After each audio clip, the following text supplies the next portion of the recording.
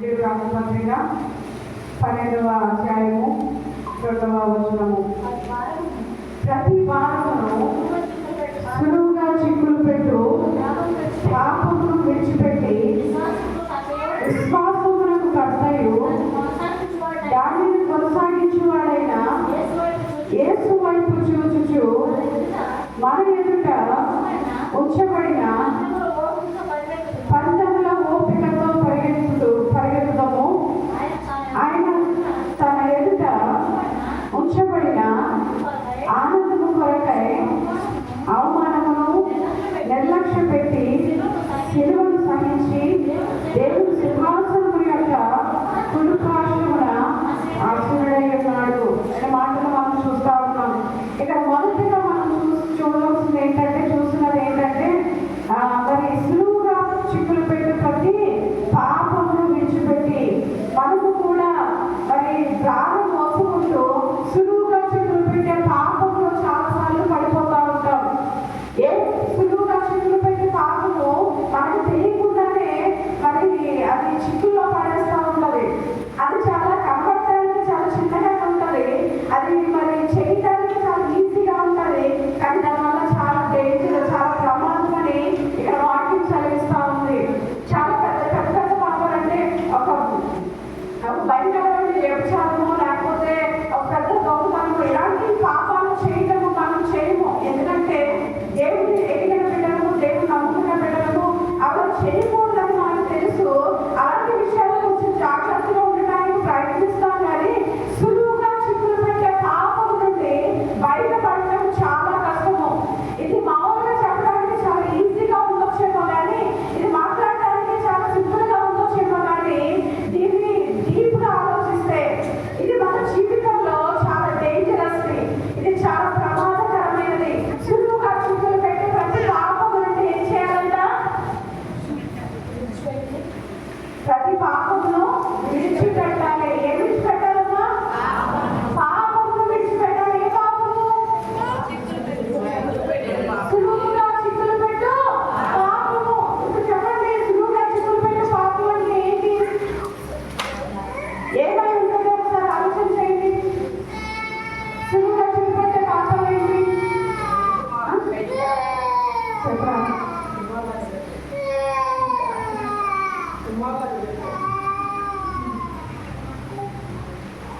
ఇంకా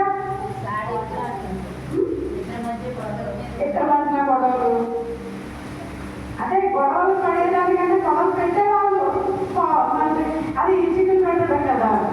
ఇంకా సింపుల్గా చేసే పాపాలు అంటే అసలు అది పాపాలని కూడా తెలియకుండా చేసిన పాపాలు. అబద్ధం సింపుల్గా ఏమైపోతాం, సడన్గా అనుకోకుండానే, లేకపోతే అసలు అక్కడ అవసరం లేకపోయినా చిన్నగా ఏం చేస్తాం? అబద్ధాలు ఆడేస్తూ ఉంటాం. చాలాసార్లు మోసకరమైన మాటలు మాట్లాడుతూ ఉంటాం, అబద్ధం కపటమైన మాటలు మాట్లాడుతూ ఉంటాం, చూడకూడని చూస్తూ ఉంటాం. ఎగ్జాంపుల్ సీరియల్స్ చూడకూడదు అనుకోండి, నువ్వు చూడకూడదు అనుకుంటావు, ఇంట్లో టీవీ ఎవరు చూస్తారో కళ్ళు దానిపైన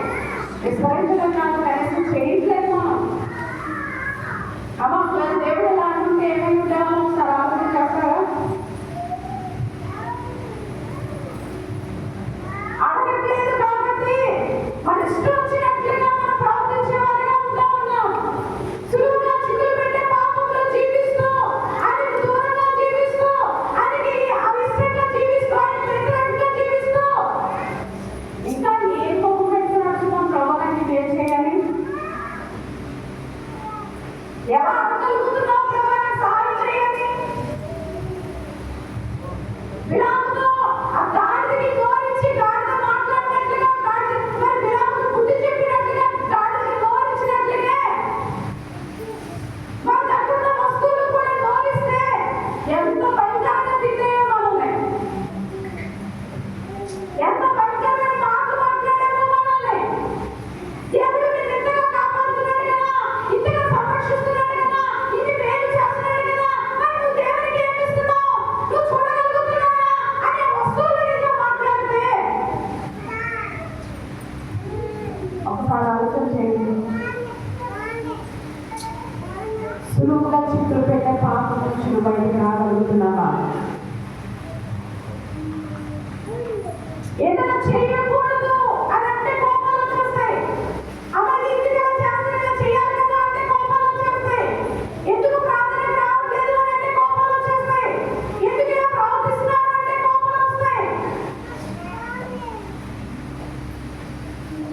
సులువుగా చిక్కులు పెట్టే పాపములు విసులుతో కూడా కలిసి ఉంటాయి.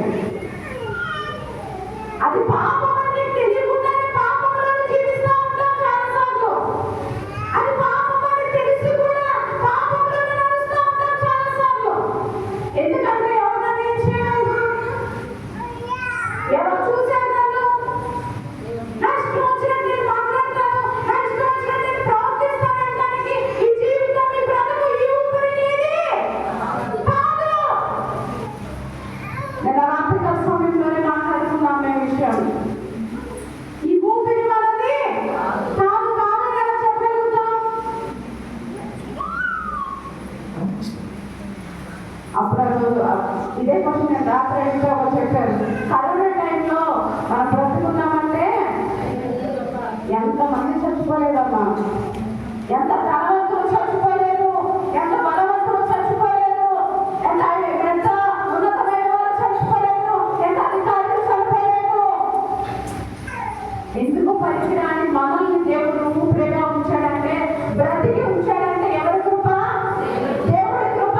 ఇది దేవుడిచ్చిన ఊపిరి, ఇది దేవుడిచ్చిన బలము, దేవుడిచ్చిన శక్తి, ఇది దేవుడి కోసం వాడాలి. అని ఆయన ఇష్టమైన బిడ్డలుగా ఉండకుండా ఏం చేస్తున్నాం? సులువుగా చిక్కులు పెట్టే పాపమును వదిలిపెట్టకుండా దాంట్లో కొనసాగే వారిగా ఉంటా ఉన్నాం.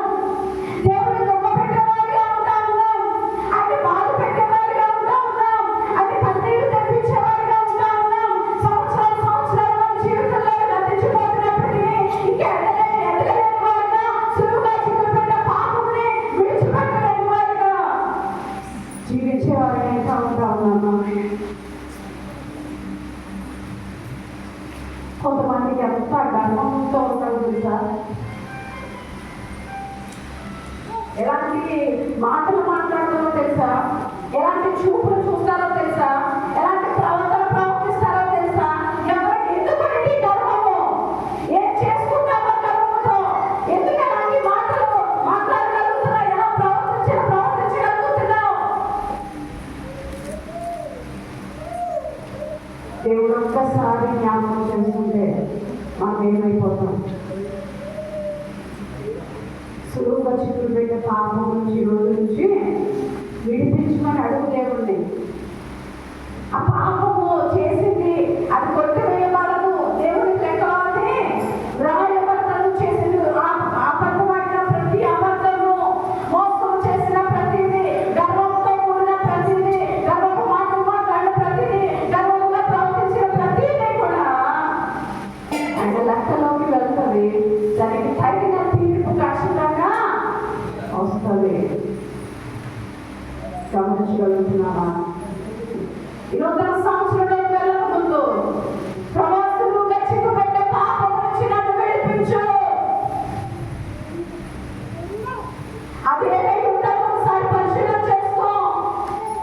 అక్కడ అబద్ధమాడాల్సిన పరిస్థితి లేకపోయినా అబద్ధమాడేస్తున్నావా? దేవునికి దుఃఖకరంగా, ఆయాసకరంగా ఉంటున్నావేమో. ఫోన్ విషయంలో, టీవీ విషయంలో,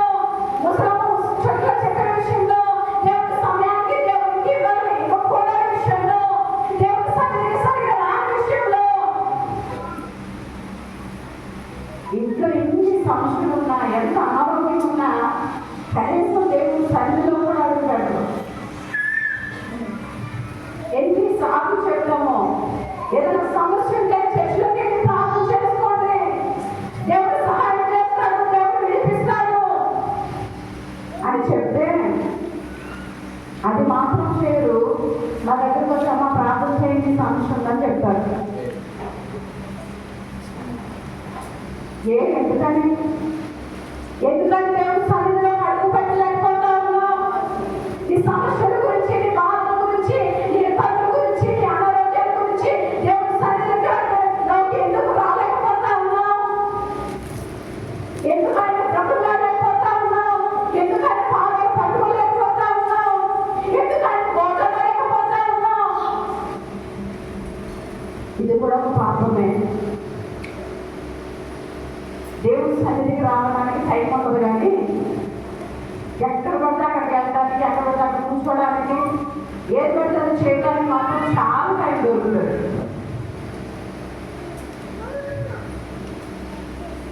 ఉదయాన్న పనికి వచ్చి కష్టపడి పనికి వచ్చి వారికి ఒక్క రాత్రి ఒక గంట ప్రార్థన రమ్మని చెప్తుంటే ఓపిక ఉండట్లేదు, బలం ఉండట్లేదు అంటారు. ఆ తర్వాత రోజు నీకు పని దొరకడానికి, తర్వాత రోజు నీకు ఓపిక ఉండడానికి, తర్వాత రోజు వస్తున్న డబ్బులు నిలబడటానికి, ఆ డబ్బులు రావడానికి అలా కారణం ఎవరు? దేవుడు. కాబట్టి అలాంటి దేవుడిని పక్కన పెట్టేసి దేవుడి పక్కన పెడతా ఉన్నాం. జాగ్రత్త.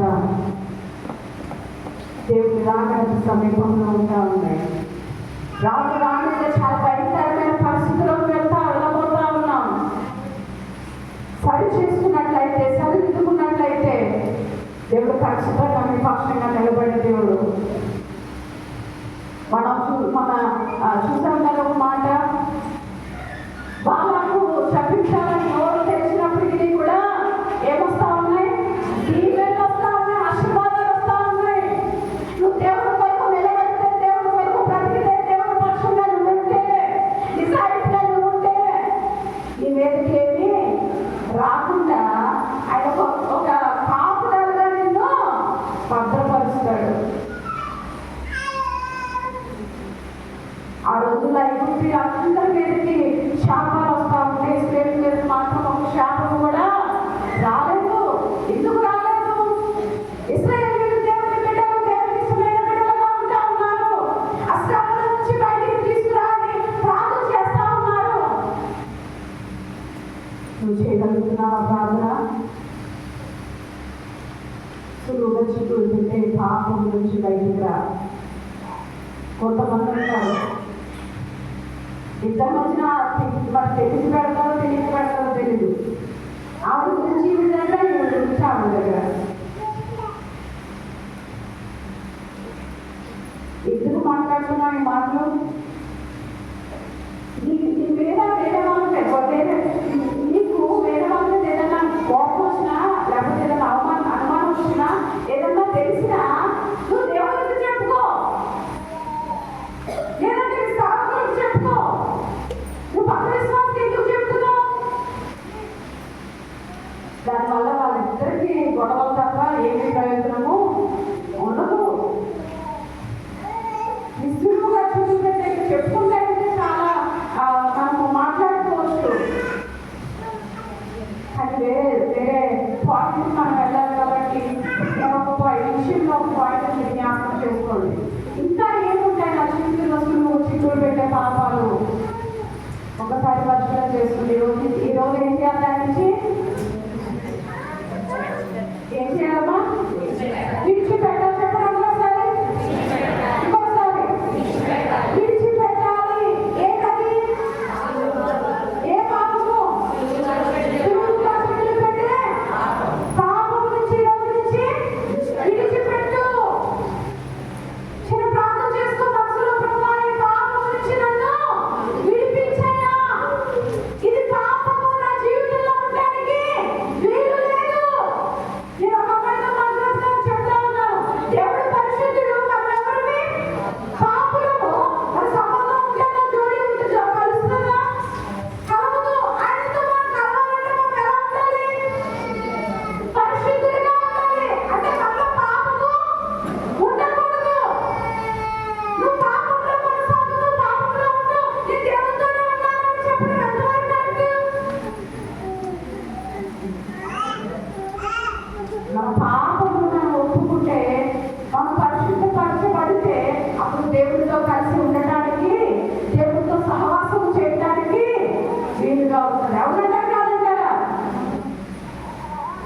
ఈరోజు సులువుగా చిక్కులు పెట్టే పాపం నుంచి విడిపింపబడతావా?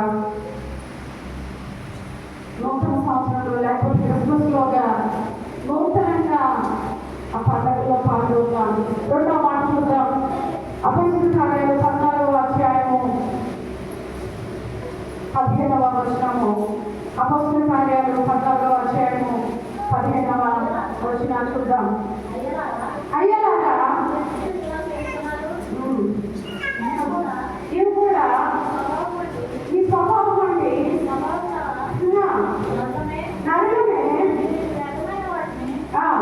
మీరు వ్యర్థమైన వాటిని విడిచిపెట్టి ఆకాశములు, భూమిని, సముద్రములు, వాటిలో ఉన్న సమస్తమును సృజించిన జీవము గల దేవుని వైపు తిరగవలనని మీకు సువార్త ప్రకటించుచున్నాను. ఇక్కడ వాక్యం చదివిస్తాము. అపొస్తలుడైన పౌలు మాట్లాడుతూ ఉన్నాడు. ఇదిగో నేను కూడా మీలాంటి వాడినే కదా, నేను కూడా మీలాంటి స్వభావం గలవాడినే కదా. ఇదిగో మేమైతే ఈ వ్యర్థమైనవి వదిలిపెట్టి ఈ పరికరాలను వదిలిపెట్టి చేయకూడనివన్నీ వదిలిపెట్టి మేము ఎలా దేవుని కొరకు సువార్తలో పాలుపంపులు పొందుతున్నామో మీరు కూడా అలాంటి వారే కదా. మీరెందుకు వ్యర్థమైన దాన్ని వదిలిపెట్టలేకపోతా ఉన్నారు? మీరెందుకు వ్యర్థమైన దాన్ని విడిచిపెట్టలేకపోతా ఉన్నారు అని పౌలు గారు మాట్లాడుతూ ఉన్నారు.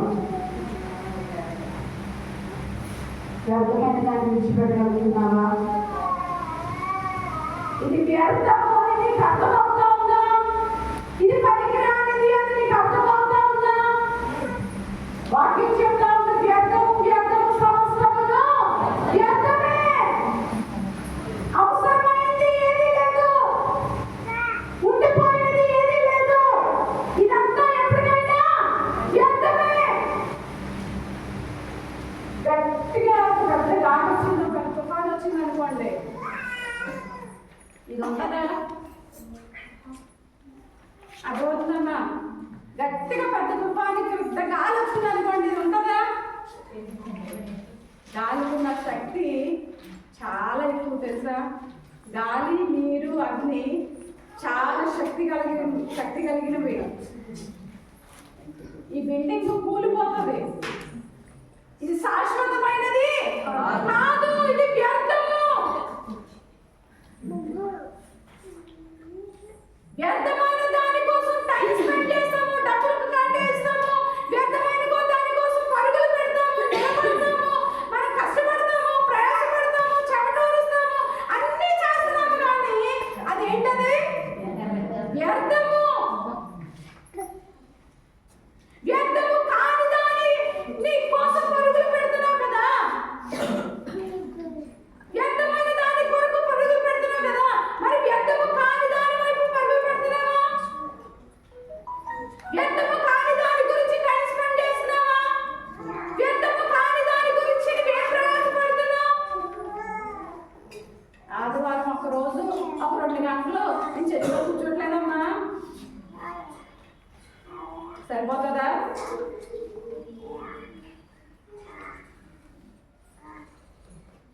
మనం చనిపోయిన తర్వాత ఏం తీసుకెళ్తాం ఇక్కడి నుంచి? సరిగా వినిపించట్లా? నిజమే. ఐజాక్ ఏం తీసుకెళ్తావరా? అంకులు ఏ సంఖ్యలు ఎందుకు తీసుకెళ్తాం? అంకులు ఇష్టంగా బట్ట కొనుక్కున్నాం, ఇష్టంగా ఇల్లు కట్టుకుంటాం, అసలు ఒక రోజు కూడా సెలవు పెట్టకుండా పనులకి వెళ్తావు కదా. అవన్నీ తీసుకెళ్ళావు. అవన్నీ ఎందుకు ఇక్కడ వదిలిపెట్టి వెళ్తావు? మరి ఇష్టంగా చేసుకున్నావు కదా, అంతేనా కృష్ణర్? ఇష్టంగా కొనుక్కున్నాయన్నీ ఏం చేయాలి? తీసుకెళ్ళాలి. మరి తీసుకెళ్ళు. ఏం తీసుకెళ్తావు? కనీసం ఒంటి మీద బట్ట కూడా తీసుకెళ్ళాము. ఇదంతా ఏంటి?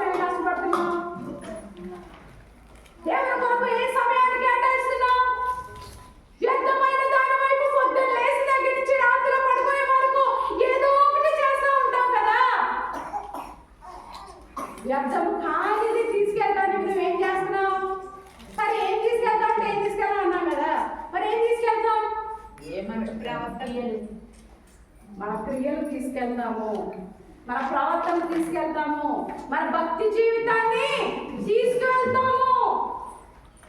అది తీసుకెళ్ళేది పట్టించుకోరు, అది అనవసరం. తర్వాత విషయం తర్వాత చూద్దాంలే అనుకుంటే అయిపోతుందా? కాలు మీద శుభ్రాలకు కాలు మీద పుట్టు పడింది అనుకోండి, చిన్నదే కదా అని వదిలేసావు. కొన్ని సంవత్సరాలకి ఏమైతుంది? పైకి బాగా కనబడుతుంది, పైకి నీకేం అనిపించదు, పై కాలు లాగే కనబడుతుంది పైన, కానీ లోపల మన పాపం అలాంటిది తెలుసా మీకు?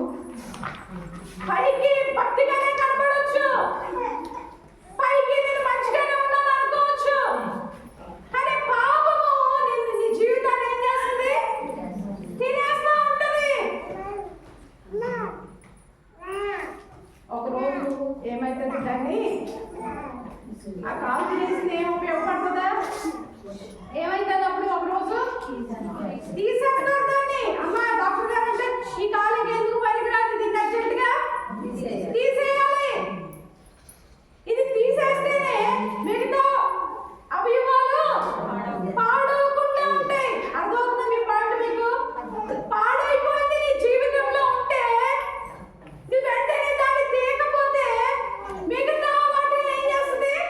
పాడు చేస్తుంది.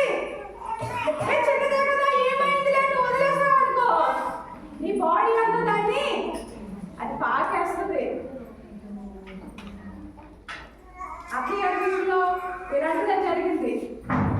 తెలియలేదు ఈ విషయము. ఎప్పుడైతే ఆపరేషన్ చేశారో లోపలంతా పార్ట్స్ అన్ని పాడైపోయినాయి, అవయవాలన్నీ తినేసినాయి. కష్టం అని చెప్పారు. పైకి ఎలా ఉన్నారు అత్తయ్య గారు? చనిపోయే వరకు ఎలా ఉన్నారు అత్తయ్య గారు? అసలు పడుకోవడం కానీ, కూర్చోవడం కానీ, నీరసమని కానీ, లేకపోవడం కానీ ఏది కూడా లేదు.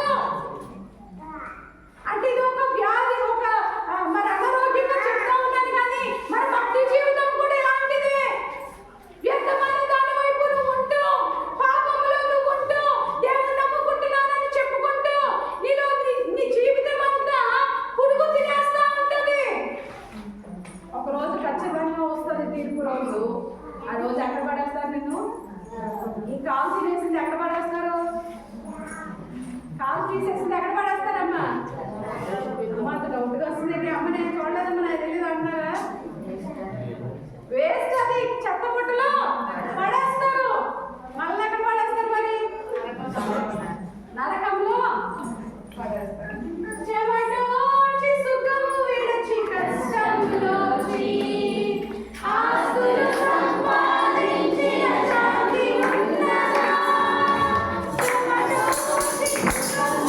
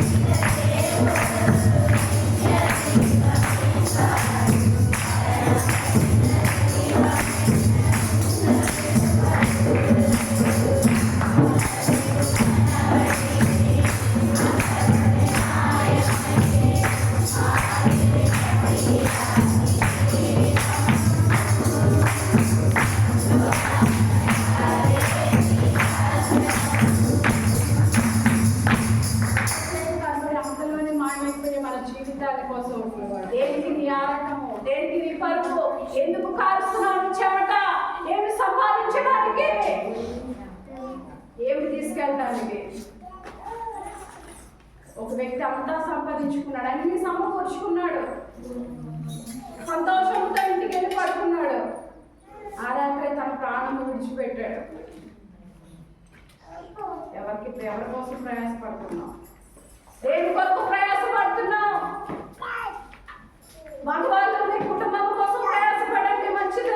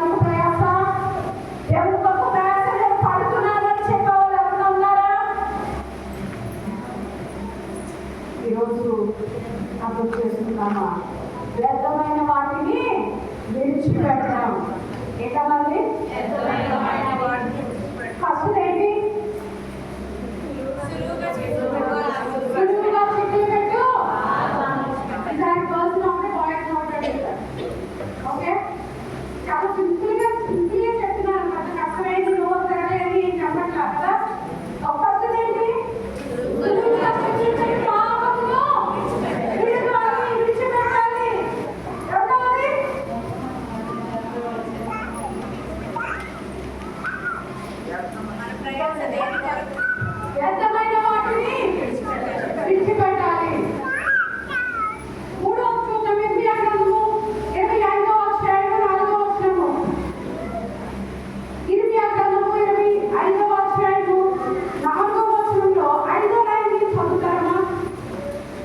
25వ అధ్యాయం 4వ వచనంలో 5వ లైన్ నుంచి మీరందరూ మీ చెడ్డ మార్గములు మీ దుష్ట క్రియలను విడిచిపెట్టి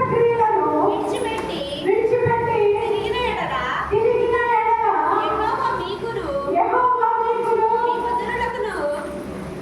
నిత్య నివాసులుగా దయచేసిన దేశములో మీరు నివసిస్తురని చెప్పుటకై యెహోవా పెద్దల కడ లేచి ప్రవక్తలైన సేవకులందరినీ మీ వద్దకు పంపి వచ్చి మీరు విసుగకపోతిరి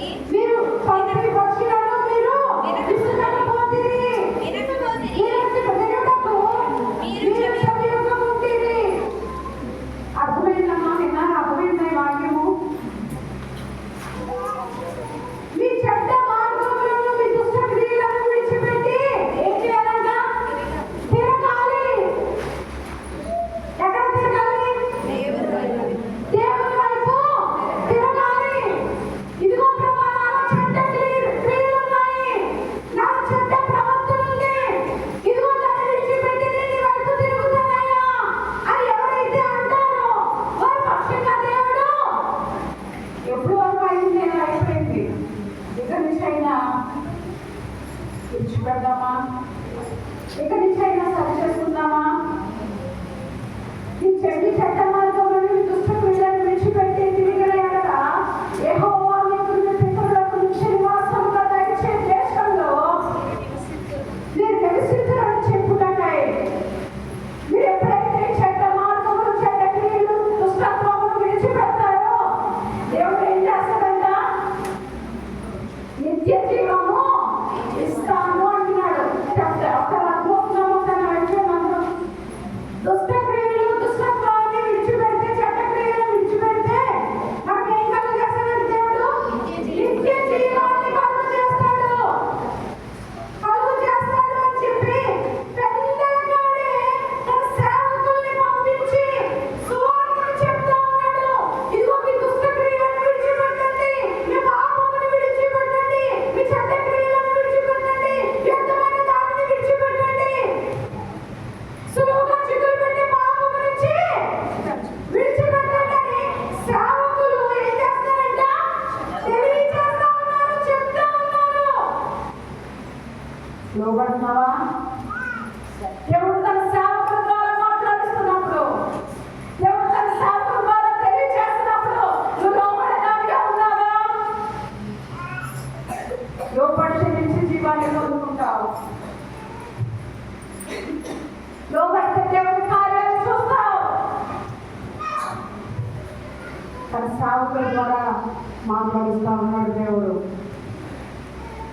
తన సేవకులు పెద్దల కాడే, అంటే నష్టం రాకుండానే, నువ్వు ఇబ్బంది పడకుండానే, నువ్వు ఆపదలో పడకుండానే, వ్యాధిలో పడకుండానే పెద్దల కాడే, అంటే త్వరగా ఏదైనా సేవకుల మీద చేయగలిగిన తప్పు, ఇది కరెక్ట్ కాదు, నువ్వు చేస్తుంది తప్పు అని హెచ్చరిస్తున్నప్పుడు లోబడుతున్నావా?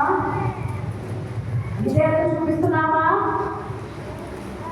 తన సేవకుల ద్వారా దేవుడు మాట్లాడుతూ ఉన్నప్పుడు వినగలిగే చెవులు ఉన్నాయా? గ్రహించగలిగే ఆత్మ ఉందా? ఈ దుష్ట క్రియలను విడిచిపెడతావా? ఈ చెడ్డ క్రియలు విడిచిపెడతావా?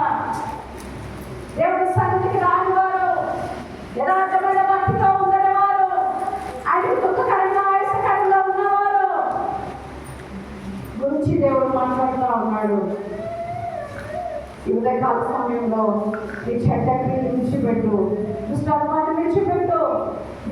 దేవుడి సన్నిధిలో ప్రార్థన చేయి. ప్రభువా, ఈ చెడ్డదాన్ని నాలో నుంచి తీసివే, ఇది నాకు వేరు కాదు, ఇది ఉండటం వల్ల మిగతావి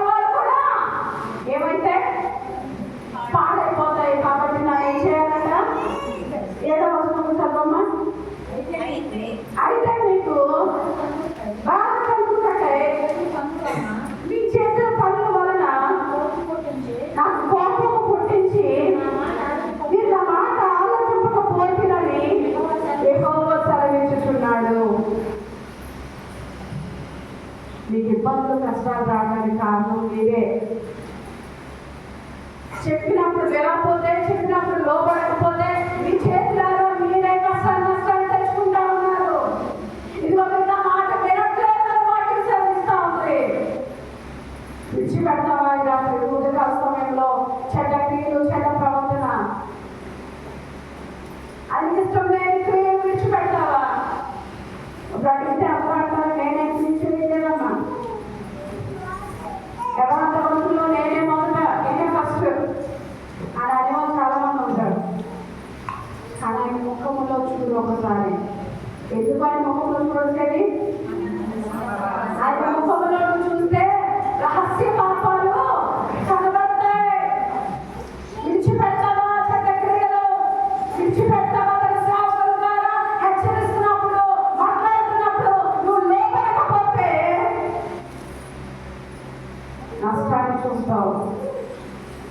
ఇంకా అలాంటి మాటలు ఉన్నాయి కానీ నేను చెప్పడానికి టైం లేదు.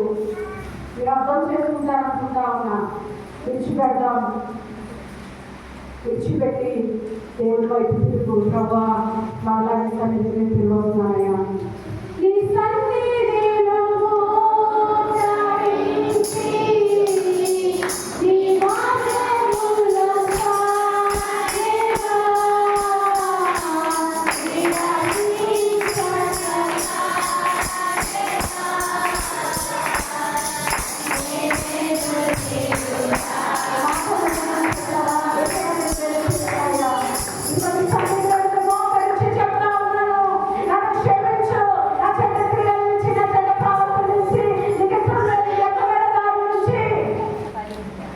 విడిపించుకొని ఒప్పుకోగలుగుతావా? రాత్రి గారి సమయంలో దేవుడు తన సేవకుల ద్వారా హెచ్చరిస్తూ ఉన్నప్పుడు లోబడితే పొద్దుకుండా ఆదికాండము 19వ అధ్యాయము 14వ వచనం చూద్దాం. ఆదికాండము 19వ అధ్యాయము 14వ వచనము.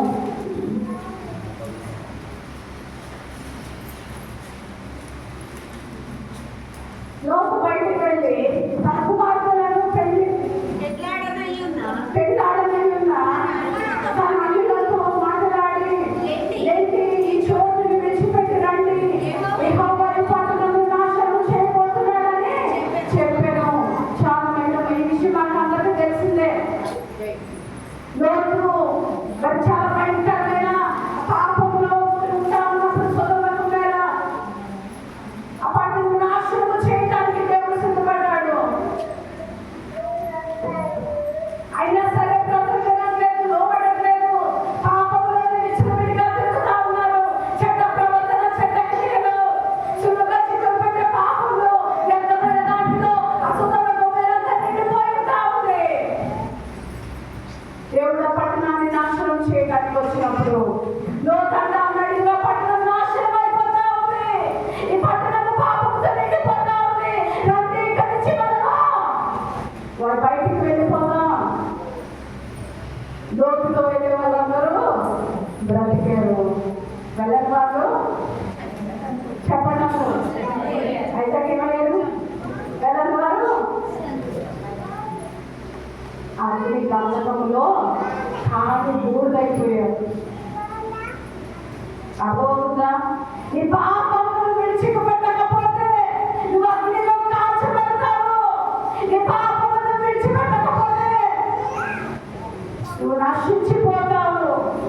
నశించిపోవడం ఇష్టం లేక ఇవాళ సేవకుల ద్వారా దేవుడు మాట్లాడుతూ ఉన్నాడు. దుష్ట క్రియల నుంచి విడిపించు, వ్యర్థమైన వాటిని వదిలిపెట్టు, సులువుగా చిక్కుకుపోయే దారి నుంచి విడిపించు అని రాత్రి సమయంలో నువ్వు బయటికి వస్తే, దేవుడి వైపు తిరిగితే, ఆయన సన్నిధిలో మొక్కలుని దేవాలయ వాళ్ళని సన్నిధిలో తిరుగుతానయ్యా, నీకు ఇష్టమైన బిడ్డగా ఉంటానయ్యా, ఈ పాపం నుంచి నన్ను విడిపించిపెట్టయ్యా అని ఎప్పుడైతే నువ్వు అడుగుతావో దేవుడు నిన్ను క్షమించడానికి సిద్ధంగా ఉంటాడు. అడుగుదామనుకుంటున్నావా? రాత్రి సమయంలో అడుగుతావా? ఈ ఉదయకాల సమయంలో అడుగుతావా దేవుడి దగ్గర? మత్తయి సువార్త 5:24 వచనం చూద్దాం. మత్తయి సువార్త 5వ అధ్యాయము 24వ వచనము.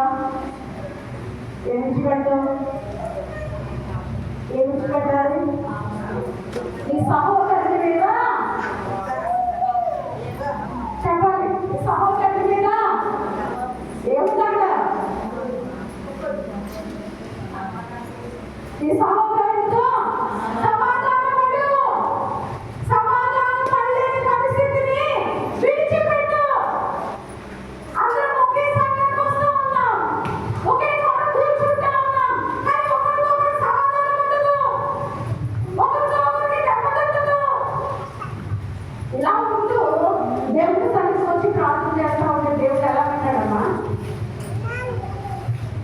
ఎలా చెప్తున్నావు నేను మంచిగా ఉన్నానని చెప్పి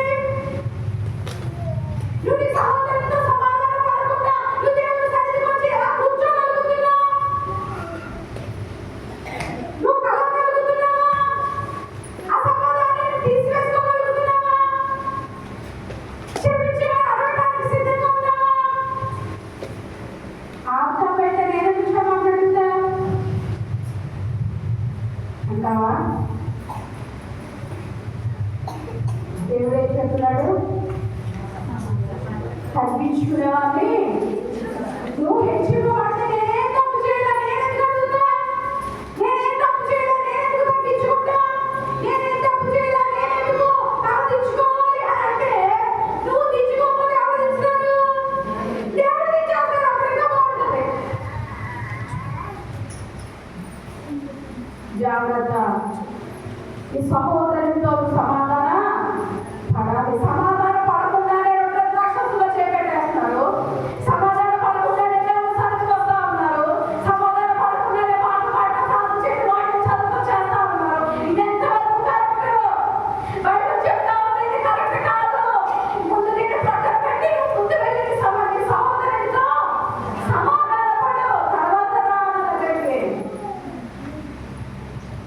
సమాధానం పడే పరిస్థితిని విడిచిపెడతావా? మధ్యకాల సమయంలో విడిచిపెట్టడానికి సిద్ధంగా ఉన్నావా? నాకు ఎవరి మీద కోపం లేదని నిన్ను ముసుగేసుకోవద్దు. నాకు ఎవరి మీద అసలు లేదని ముసుగేసుకోవద్దు. ఒప్పుకో దేవుడి సన్నిధిలో, సరి చేసుకో దేవుడి సన్నిధిలో. దేవుడు ఖచ్చితంగా దీవెనలు కురిపిస్తాడు. బ్రదర్స్ అందిస్తా ఉన్నాయి. పెద్దల కడే సేవకుల ద్వారా హెచ్చరిస్తా ఉన్నప్పుడు, మాట్లాడుతా ఉన్నప్పుడు నేను లోపడట్లేదు, నేను వినట్లేదు, నేను సరి చేసుకోవట్లేదు, నేను సరిదిద్దుకోవట్లేదు అనే మాటలు మనం చూస్తా ఉన్నాం. ఒకరికంటే ఒకరు పడదు, అందరికి తమ్ముడికి పడదు, తమ్ముడికి అన్నకి పడదు, అక్క చెల్లెలికి పడదు, తోటి వాళ్ళకి పడదు, అత్త వాళ్ళకి పడదు, వాళ్ళ అక్కకి పడదు. ఎవరు పడలేని వాళ్ళకి పడతా ఉన్నారు కదా. ఎలా దేవుని సన్నిధికి వస్తా ఉన్నాం?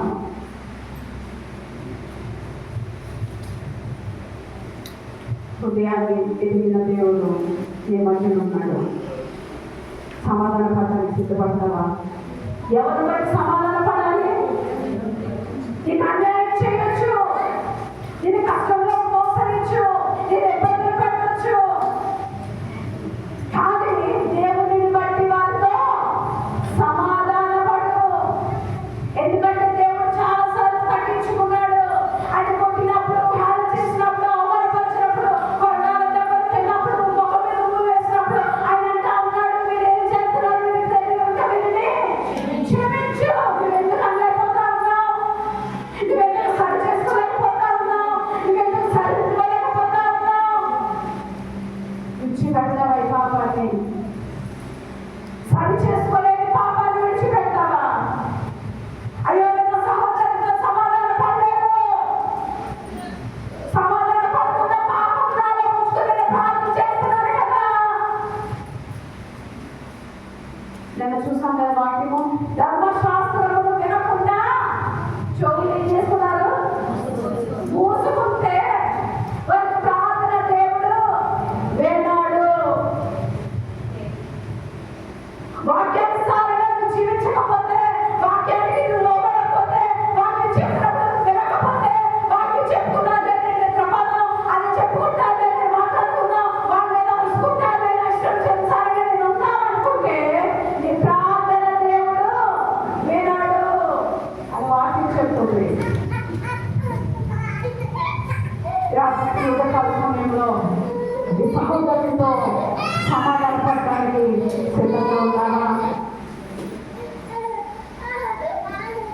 చిక్కులు పట్టే హామీలు విడిచిపెట్టడానికి సిద్ధంగా ఉన్నావా?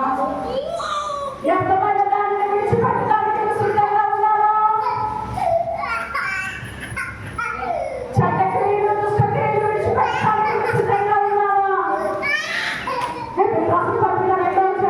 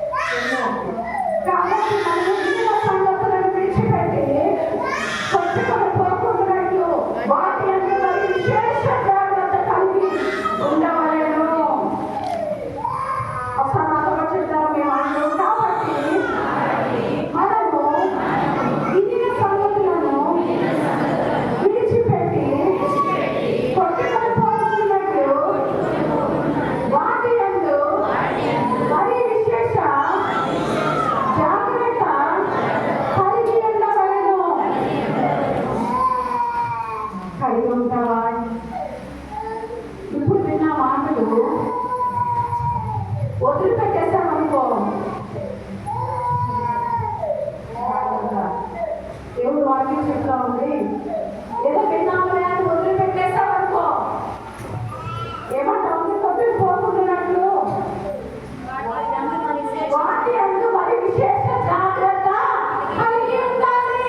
అయ్యో ఈ మాట నాతో చెప్తున్నప్పుడు దేవుడు సాకుల ద్వారా మాట్లాడిస్తా ఉన్నప్పుడు దీన్ని జాగ్రత్తగా పట్టుకోవాలి. ఇది నా జీవితాన్ని ఇచ్చే మాట, ఇది నాకు సరి చేసే మాట, ఇది నాకు సరిదిద్దే మాట, దేవుడు ఇచ్చే మాట.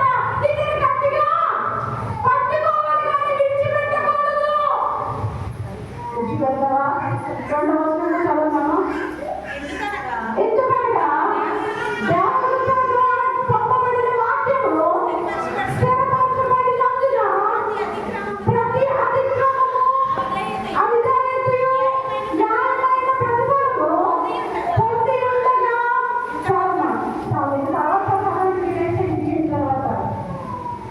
ఇదిగో తన దేవుడు తన సేవకుల ద్వారా, తన దూతల ద్వారా దేవుడు సూటిగా స్పష్టంగా నీతో మాట్లాడుతున్నప్పుడు వింటున్నావా, లోబడుతున్నావా, లేక గట్టిగా పట్టుకోవడానికి ఇష్టపడుతున్నావా? నేనా? నాలో ఏం లేదు, నాలో ఏముందన్నా నాకు ఏం లేదు, నేనంతా పర్ఫెక్ట్. నేను అదేవాళ్ళే కాదు. పట్టుకోవద్దు, పట్టుకోగలిగిన దేవుని వాక్యాన్ని పట్టుకో. ఏది విడిచిపెట్టాలో పట్టుకో, ఏది పట్టుకోవాలో పట్టుకో, ఏది విడిచిపెట్టాలో దాన్ని విడిచిపెట్టు. దేవుడిని హెచ్చరిస్తున్నప్పుడు, దేవుడు మాట్లాడుతున్నప్పుడు సరి చేసుకుంటే దేవుని ఆశీర్వాదాలు పొందుకుంటాం. నేను సరి చేసుకోకుండా దేవుడి సన్నిధికి వచ్చి అర్పణలు అర్పించడం వల్ల ఉపయోగం ఏంటి? ఉండదు.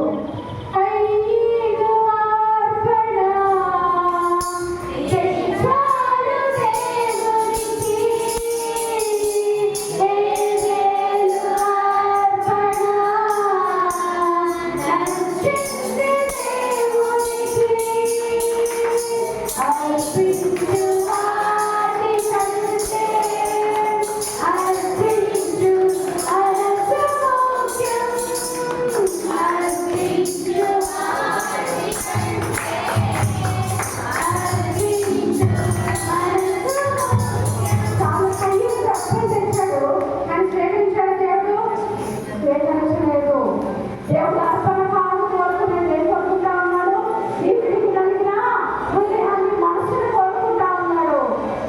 ఒప్పుకుందాము, సరి చేసుకుందాం. 2వ రాజులు 7వ 17వ అధ్యాయము 11వ వచనం చదువుదాం. 2వ రాజులు 17వ అధ్యాయము 11వ వచనము. అయినను ఈ దుష్ట క్రియలను విడిచిపెట్టి నేను మీ పితరులకు ఆజ్ఞాపించినట్టు, నా సేవకులకు ప్రవక్తల ద్వారా మీకు అప్పగించబడినట్టు ధర్మశాస్త్రములను, నా ఆజ్ఞలను గట్టిగా కట్టడలను అనుసరించుడని సెలవిచ్చి చదివినామా? 17వ అధ్యాయము 13వ వచనము. చాలమ్మా. ఇక్కడ ఏమంటా ఉందంటే వాక్యము, నువ్వు చేసే చెడ్డ క్రియలు, చెడ్డ ప్రవర్తన విడిచిపెట్టి దేవుని ధర్మశాస్త్రములు, దేవుని సేవకులు, దేవుని ప్రవక్తలు తెలియజేస్తున్నప్పుడు, చెప్తున్నప్పుడు నువ్వు లోబడితే, నువ్వు దీవెన పొందుకుంటే, లోబడకపోతే నష్టాన్ని చూస్తామని నాకు చాలా తక్కువ వాక్యంలో అర్థమైతే ఉంటుంది. మనకు టైం అవుతుంది కాబట్టి నేను అక్కడ అర్థపడడానికి టైం లేదు. ఈ దుష్టత్వాన్ని విడిచిపెట్టడానికి వాక్యంలో నుంచి దేవుడు మాట్లాడుతున్నప్పుడు నువ్వు సరి చేసుకోవడానికి ఇష్టపడతావా? సరిదిద్దుకోవడానికి ఇష్టపడతావా? అందరి ముఖాలు మూసుకుని ప్రార్థన చేద్దాం. అందరి ముఖాలు మూసుకుని ప్రార్థన చేద్దాం. నోరు చేసి ప్రార్థన చేద్దాం.